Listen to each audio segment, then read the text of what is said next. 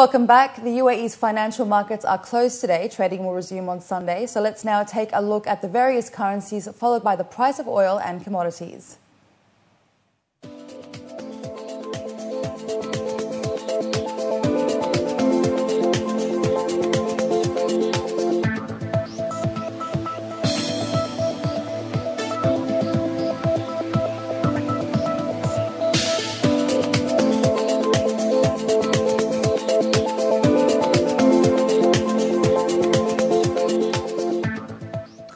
US stocks bounced back and forth on Friday before ending with a loss. Concerns over European banks and fears the US would fall into another recession kept volatility high.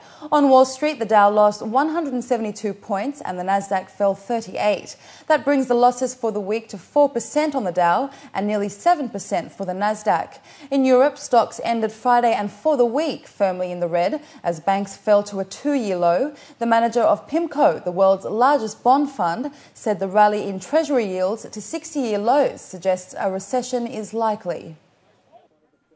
They certainly reflect, in terms of their yields, the not only the potential for a recession, but the almost high probability of recession and the resultant lowering of inflation.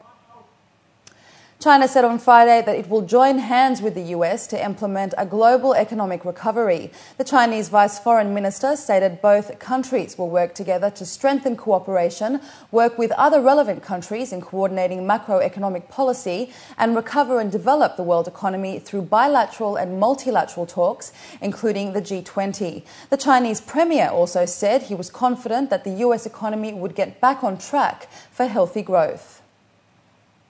Spain announced further austerity measures while also unveiling a halving of sales tax on home purchases as it seeks to strike a balance between cutting its deficit and stimulating weak economic growth. A Spanish government spokesman stated that they aim to sell the stock of real estate sales while reactivating the construction sector and at the same time creating new jobs.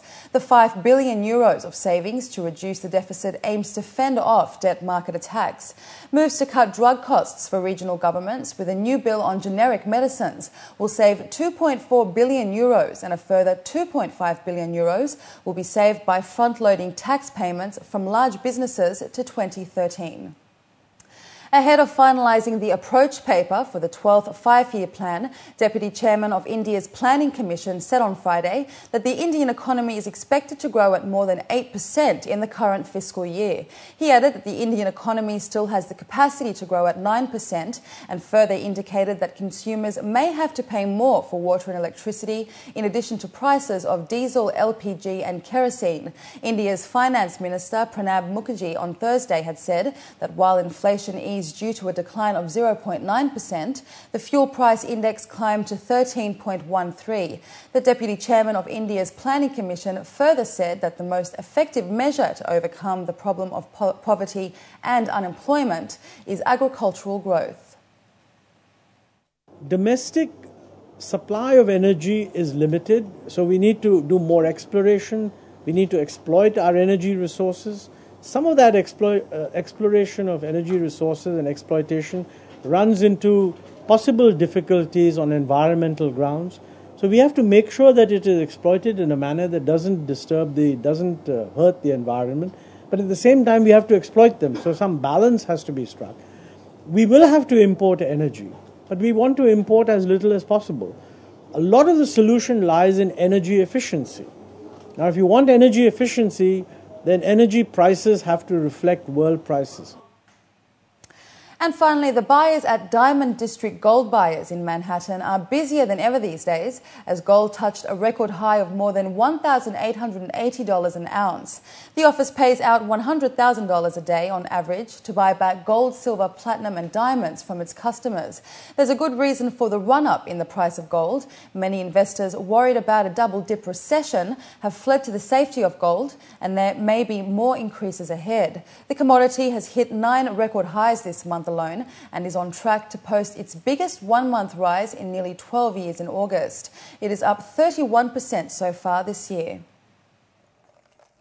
The volume of gold that we've been buying for the last 3 months went up about 25 to 40%. And